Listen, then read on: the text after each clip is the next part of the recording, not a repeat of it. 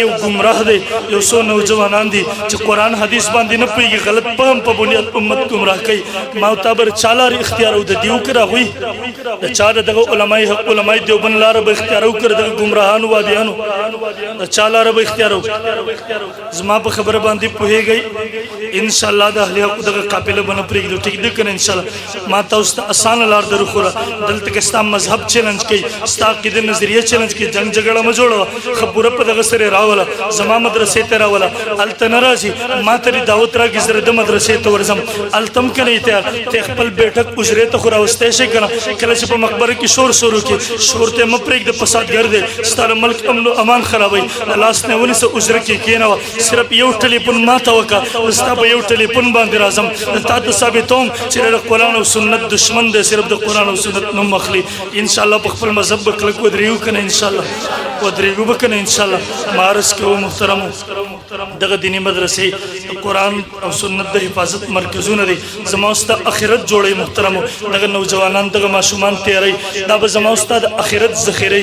محترمو توجه غواړم اخري خبره کوم سترګې به م پټې قبر کې به پراته یو همدا ماشومان بچې ستا یو ماشوم بچې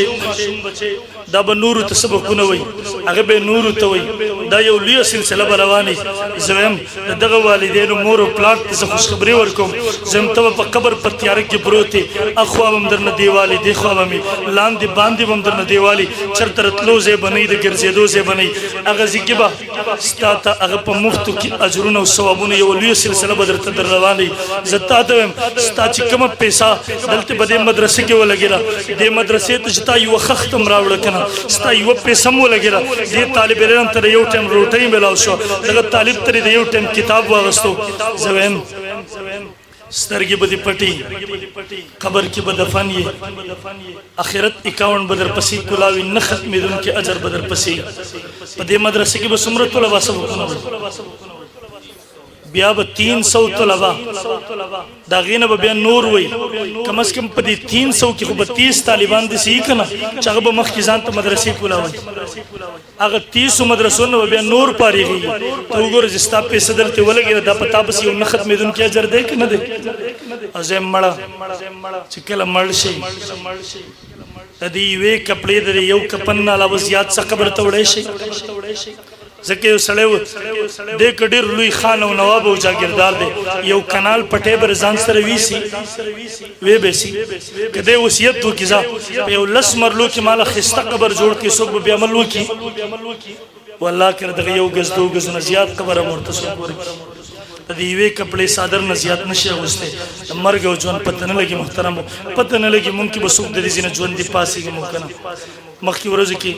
پېښور کې یو ځای کې زما بیان و دغسې یو سپین ږیری ناست و بیان دوران کې خپې وغځولې سملاستو د هغه ځینې اوچت کو خبر راغی ول هغه بابا وفات شوی د جومات کې ته سا ختلی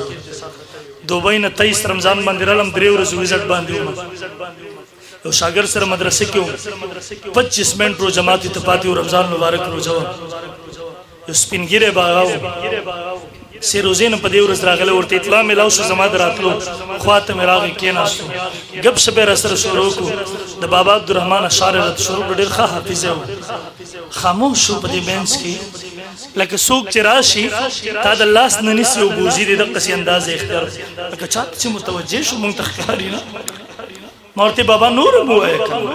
ما ته وایي ښه ویم درته خو بل چاته متوجه دې کې شاته سر کېښودو سملاستو په قلاره سملاستو راونه لوېد خوله ور باندې راله تقریبا 100 منټه پس ډاکټر چې راوغوښتو ډاکټر نه بس چیک کو بل سړی وفات شوی دی دنیا نه تللی دی دا ژوند دی محترم پروس کال به څوک چې موږ سره به دلته ژوندي ناست وو څه کله هغه نشته دی تاسو ته پته شته دی روان کال به موږ په دې ناستو کې څوک ژوندي پته شته چاته خو الله کې دا پته هم راسته شته څوک به ژوندي پاس وکړه محترمو غواړو که نه غواړو دغه قبر ته ورځو که نه به ورځو به که نه ورځو